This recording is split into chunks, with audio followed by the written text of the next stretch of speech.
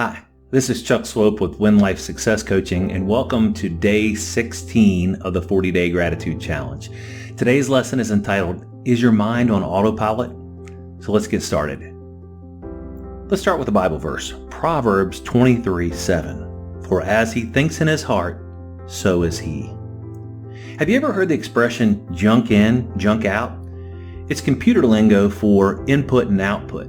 This expression can also be applied to your life. Your life will go in the direction of your thoughts, the thoughts that you hold in your mind. We become what we think about. So what type of thoughts are you keeping? What are you holding in your mind? Do any of these negative emotions describe you? Lack. There's not enough. The glass is half empty, or you're undeserving. Failure. You're self-critical. Sadness. You feel upset or pessimistic. Anxiety. You feel something bad could happen. What if type thoughts. Anger. You feel like you've been treated unfairly and you want revenge or justice. Guilt. You feel like you've done something against your morals or character. Shame or embarrassment. You're thinking others may judge you. Jealousy. You feel resentment, you're suspicious, you lack trust. Why do we think negatively of ourselves? Well, if you leave your mind on autopilot, your external environment will dictate the things you think about. When one thing goes wrong, we often start to focus on it. The initial small thought expands, it grows, and if we allow, can become a destroyer.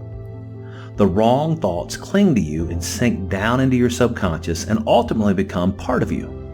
Be careful what you dwell on. You have to take control. Here's a quick story. When I was in my early 20s, I had a friend who was up and down, hot and cold. Whenever things were going well, he would be quite confident. In fact, he would be a little arrogant, a little cocky, but in a funny, joking sort of way. However, he would also get down on himself when one thing would go wrong. As an example, we'd play pickup basketball games in the park. There were quite a few good ball players there, so it would get pretty competitive. When my friend was playing well, he'd talk a little trash. It wasn't the kind of talk that would draw anger, just a few funny comments. However, if he missed a couple of shots, it was over for him. He would get into his own head. He would even start talking to himself in the third person and even call himself names. To the rest of us, that was equally as funny, not because he was playing poorly, but his comments were hilarious, especially to a group of young, immature guys. But I know he wasn't trying to be funny. He was totally frustrated with himself. I have no doubt that his negative thoughts dictated his performance. I'm sure you know someone just like this. It may even be you. I want you to recognize that we all do this. Maybe not to this extreme, but we all beat ourselves up. You probably have a negative movie that plays over and over in your mind. Why do we do this? For what purpose? Why do we torture ourselves this way? In my friend's case, he was giving energy to his poor performing self. And the more he fed his negative side, the worse things became. The same thing happens to all of us. We all can be up and down. It's so easy for us to gravitate to our own insecurities and get down on ourselves. Wouldn't it be better for us to spend all of our energy on the ups? You can choose your reality. It is totally up to you. You are responsible. See the good side of you. Don't let the negative side have anything to cling to. Don't give it any strength. Purposely change the movie. Make it grateful, thankful, positive, and faithful. Fill it with good things. Proverbs 4:23 says, above all else, guard your heart, for everything you do flows from it. You ultimately become your thoughts. Your life will follow the course you set with your mind. When you align your thoughts with God's thoughts, your life will follow Him. So guard your mind. Become aware.